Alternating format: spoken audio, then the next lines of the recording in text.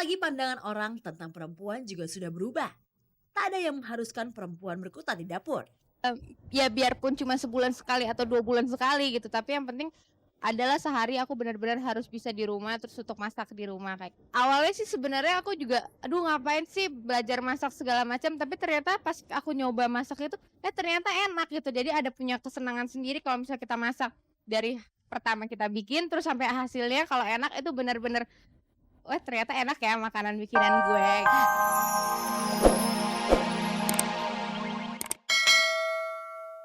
Selamat pagi pemirsa, selamat bergabung kembali di Gospot, gosip terdepan seputar orang ternama. Saya Nela Ana akan mengajak Anda untuk menjelajahi seluk-beluk kehidupan dunia selebriti, menjaring gosip terpanas dan membongkar fakta yang tersembunyi di balik gemerlapnya kehidupan dunia selebriti. Bersama Gospot, Anda tak perlu was-was ketinggalan berita. Pemirsa, inilah sajian segar dari meja redaksi Gospot untuk Anda yang memang haus akan berita-berita dari dunia selebriti. Hidup bertetangga memang gampang-gampang susah. Kalau kita berbuat baik itu adalah hal yang biasa. Tapi kalau kita berbuat salah, misalnya tinggal serumah tanpa menikah, pasti jadi omongan tetangga. Gospot akan segera kembali. Pemirsa, sebelum pertarungan di pengadilan dimulai, pihak Multivision sudah melakukan pemanasan dengan menepis semua argumen Arafik. Inilah pertarungan antara Arafik dengan Ram Pujabi yang diwakili oleh orang kepercayaannya.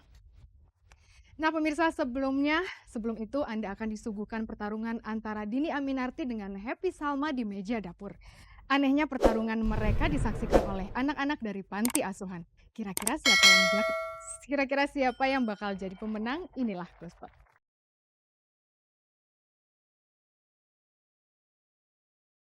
Anda mau mencicipi hasil masakan Dhini Aminarti dan Happy Salma? Kalau tak ada event khusus, mustahil Anda bisa mencicipi masakan mereka.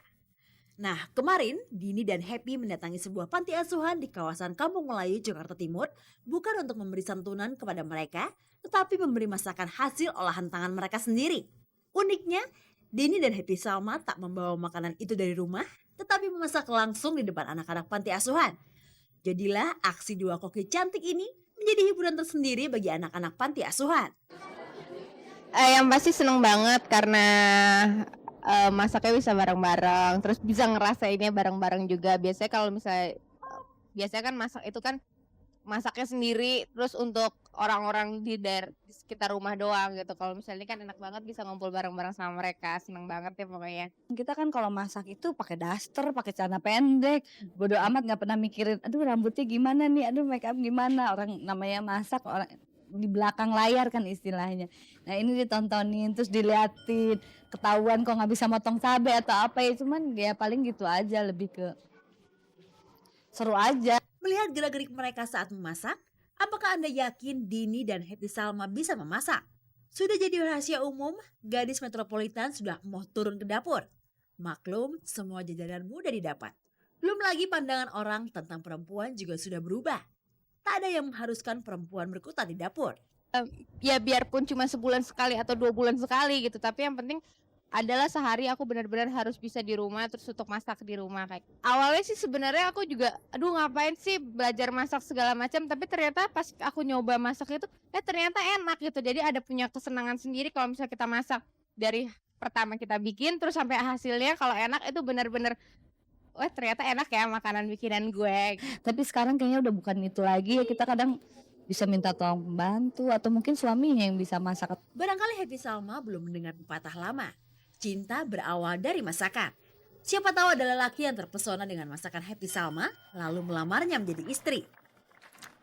Memilih kostum ada di bayang-bayang dari sekitar 3 tahun yang lalu. Pestanya seperti apa udah ada dalam ingatan, tetapi laki-laki dan tanggal serta tahunnya itu yang belum jelas terbayang. Itu dia jadinya masih ibaratnya cek-cek ombak dulu deh, lihat-lihat dulu, karena kan menikah itu bukan sesuatu hal yang mudah ya kalau menurut aku gitu. Harus banyak persiapan kayak itu tadi, memasak apa pasti kan banyak tuntutan gitu. Jadi pelan-pelan deh.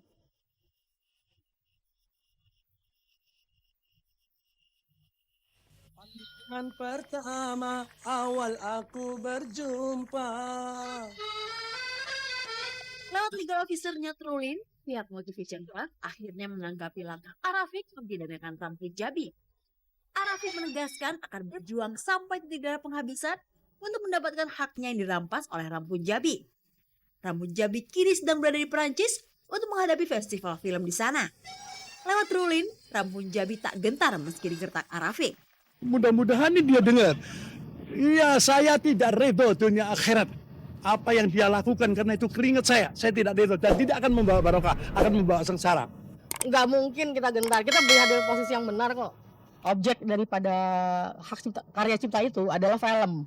Dalam film itu kan ada lagu, ada film. Jadi tuh nggak bisa dipisahkan antara lagu dengan film. Dalam hal ini yang kita lakukan perbanyakan film, bukan perbanyakan lagu. Tapi penggunaannya itu kita, maksudnya kan nggak mungkin dalam satu film karya cipta lagunya itu kita mute gitu loh. Sebenarnya ini hal yang udah kita pernah sampaikan dulu dan pada tingkat pengadilan perdata ya, kita udah sampaikan dan dia juga udah minta keadilan kan ke pengadilan. Kita ikutin jalurnya aja. Itu udah ada statement dari pengadilan bahwa yang punya hak cipta atas pandangan pertama dan dari mata turun ke hati itu adalah pihak kami. Bagaimana dengan tuduhan Arafik bahwa Rampu Jabi pernah berusaha menyuapnya? Jumlahnya yang terlalu nyakitin buat saya, kayak ngelecehin. Ya 15 lagu itu kalau nggak salah saya itu mau dikasih kalau nggak salah 30 juta. Saya nggak mau. Kalau memang dia bisa mendalilkan itu, kenapa dia nggak buktikan gitu? Dia buktikan ada nggak itu pernah kejadian bahwa kita nawarin dia 30 juta gitu loh. Kita nggak pernah nawarin dia sama sekali 30 juta dan kalau memang dia itu menjadi satuan, kenapa dia nggak tuntut aja sekalian bahwa kita memang menawarkan dia 30 juta atau kita seolah-olah kita melakukan penyuapan sama dia. Buktikan dong. Baik, kita pelajari dulu perkaranya untuk lebih detail. Kira-kira dalam hal ini kan nama baik kita udah sangat dicemarkan gitu loh. Kemarin waktu lagi perkara perdata kita memilih dengan cara yang lebih anggun, dalam arti kita tidak melakukan gugatan balik pada saat itu, padahal kita juga bisa lakukan itu ke dia, tapi kita nggak lakukan. Pemirsa, babak spektakuler Indonesian Idol kedua akhirnya dimulai semalam. Pertarungan memperebutkan mahkota Indonesian Idol kedua baru benar-benar dimulai. Lalu siapakah peserta yang harus cepat pulang? Sementara itu presenter dan pemain sinetron Ramzy harus cepat-cepat berbenah diri karena tanggal pernikahannya dengan Afi Basmala sudah semakin dekat. Lalu apa saja persiapannya? Inilah Gospot.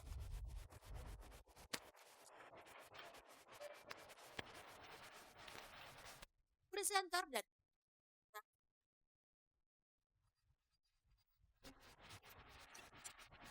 terkenal dengan nama Afi Basmala.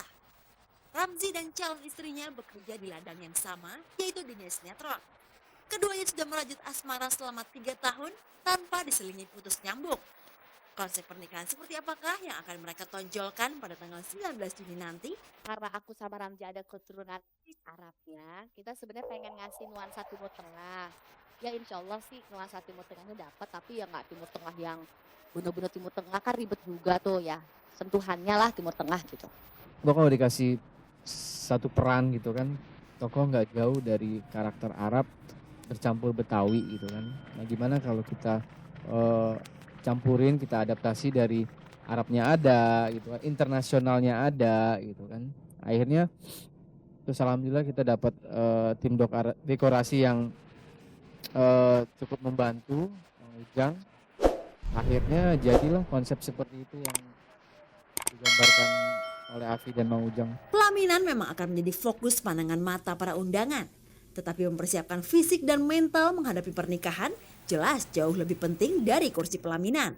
Nyokap gue tuh setiap pagi jusin korma, terus gue rajin minum madu gitu kan, vitamin, karena memang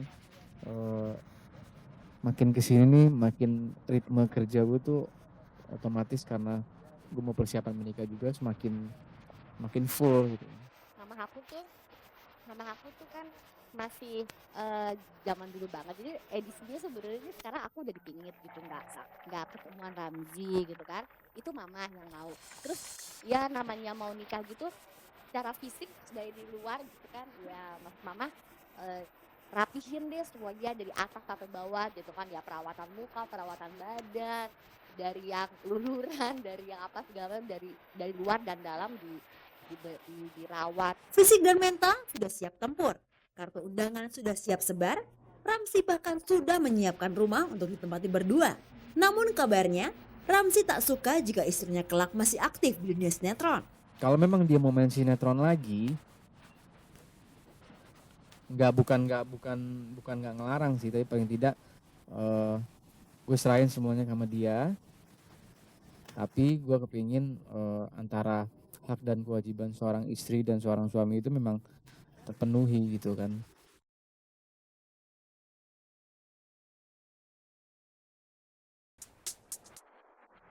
Gofres akan diawali dengan berita tentang Sandi Harun yang diultimatum oleh Setiawan Jodi untuk mencabut ucapannya. Sandi Harun sudah terlanjur melontarkan bola panas bahwa Marimbi putri ketiganya adalah darah daging Tommy Soeharto dan bukan darah daging Setiawan Jodi.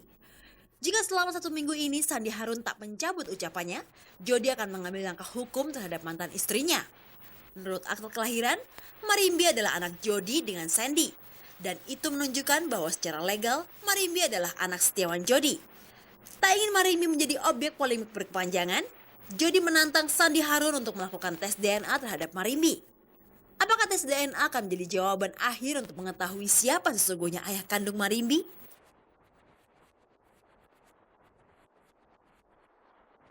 Setelah melalui proses persidangan panjang, akhirnya Hakim Pengadilan Negeri Jakarta Selatan menjatuhkan vonis 5 bulan penjara potong tahanan 3 bulan kepada Ferry Irawan.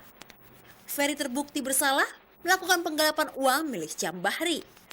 Jaksa pada awalnya menuntut Ferry dengan hukuman 8 bulan penjara. Ferry dan tim kuasa hukumnya sedang menimbang-nimbang untuk melakukan naik banding ke pengadilan tinggi. Di lain pihak, Syam Bahri juga sedang berpikir untuk menjerat Ferry lewat pengadilan perdata. Syam masih mengejar pertanggungjawaban Ferry untuk mengembalikan uang puluhan juta yang sudah ditilapnya.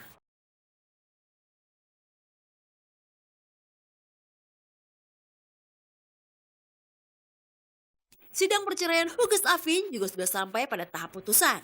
Untuk putusan cerai, Huges dan Afin tak mempermasalahkannya. Hanya saja, Huges tak puas dengan putusan Hakim Pengadilan Agama Jakarta Selatan yang mengharuskan Huges membagi harta gonogini kepada Afin dengan persentase sama banyaknya. Huges akan naik banding ke Pengadilan Tinggi Agama agar mendapatkan porsi yang jauh lebih banyak ketimbang Afin. Afin melihat Huges kelewat serakah, sementara Huges berdalih apa yang dilakukannya semata-mata demi perjuangan kaum perempuan. Suami Della Puspita, Joki Fernando, lagi-lagi mendapat masalah gara-gara mobil mewah. Suatu malam, Joki dan beberapa rekannya melintas di sebuah jalan di kawasan Bekasi. Aparat kepolisian yang sedang berpatroli curiga dengan mobil mewah warna hijau yang di dalamnya terdapat Joki Fernando itu. Singkat cerita, rekan Joki yang mengemudikan mobil tak bisa menunjukkan surat-surat mobil. Alhasil, mereka digelandang ke kantor Polres Bekasi. Untungnya Joki hanya diperiksa sebagai saksi.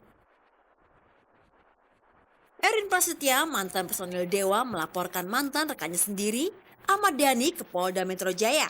Erin merasa tak pernah memberi kuasa kepada Dhani untuk mengisahkan jalan hidupnya ke dalam sinetron Dewa. Apalagi, kisah hidupnya pada sinetron tersebut dibelokkan dari aslinya dan bahkan mempermalukan dirinya. Erin menuntut Dhani karena Dhani dianggap memberikan lisensi atas pembuatan sinetron tersebut kepada Trans TV. Kalau di pengadilan perdata, pedangdut senior Arafik menantang Rampun Jabi bertarung di pengadilan pidana. Arafik ingin mempidanakan Rampun Jabi karena mengedarkan lagu-lagu dari film pandangan pertama tanpa seizin dirinya.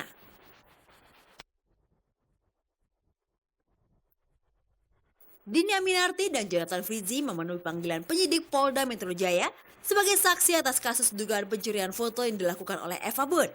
Keduanya berharap Eva Bun segera ditangkap. Hidup memang penuh warna. Ada kepalsuan, ada pertikaian, ada saling ketidakpercayaan, namun ada pula perjuangan. Nah pemirsa, apakah Anda berani untuk hidup?